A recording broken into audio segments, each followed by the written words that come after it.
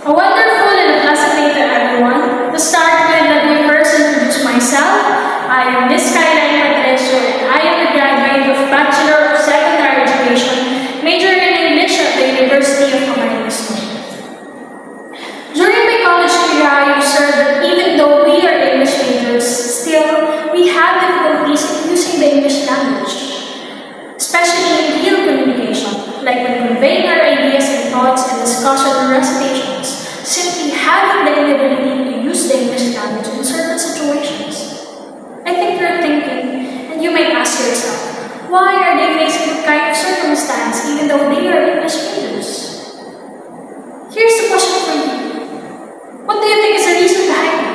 Why do students have difficulties in using the English language? Are they lacking of confidence and vocabulary?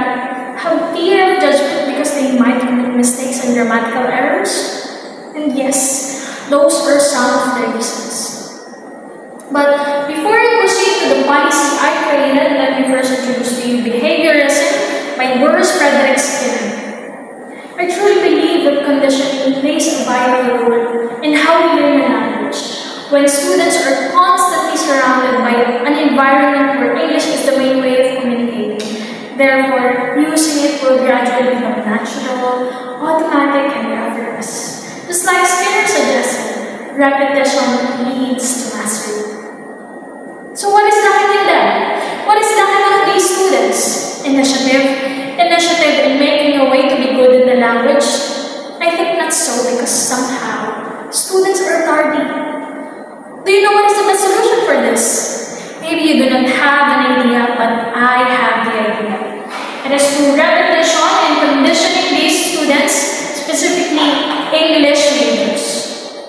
That is why, after earning my doctorate degree and now serving as a policymaker, I felt a strong responsibility to tackle this issue. As someone who strongly believes in the importance of English language proficiency, I have the power and the authority to make a real difference. This brings me to the policy I created, the English Language Immersion and Proficiency Policy for BSED English Programs Act of 2025. This policy aims to establish an English-only communication environment for all currently enrolled first year to fourth year in Bachelor of Secondary Education, major in English, among all universities and state colleges in the Philippines, regardless of context. This includes classroom discussion, presentation, and interaction with instructor and fellow BSED English students. They must use English language even in informal conversation and small talk among others. Also when participating in school activities and events. This policy is also known as English-only policy. It strongly discourages the use of Tagalog and doesn't allow code switching. You are now somehow thinking, how can this be monitored? How can we make sure if students will surely adhere to this policy? Are there penalties? Yes, there is. It all starts with mandatory orientation for all BSED English students at the beginning of each academic year. There should be clear signages around the campus that will serve as a regular reminder for students.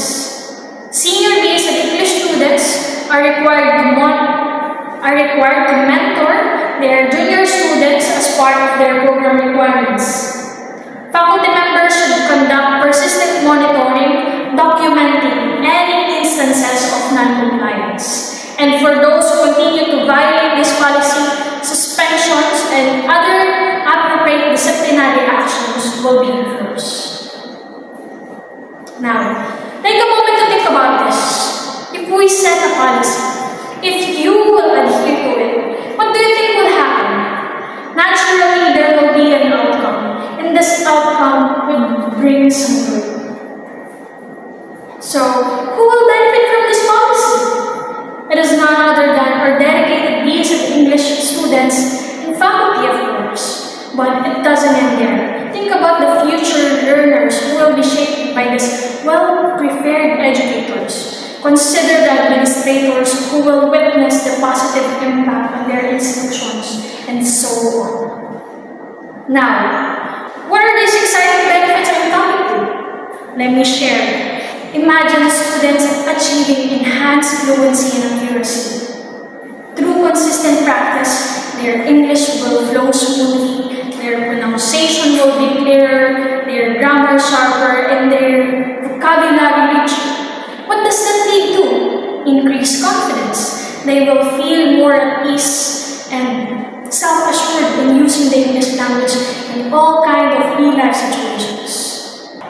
So now, my fellow policymakers and advocates for quality education, this policy isn't about forgetting our identity and undervaluing our mother tongue.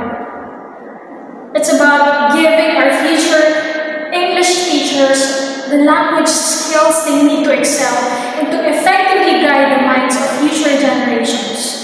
It's about making sure that when they stand in front of their classrooms, they do so with complete confidence and mastery of the English language.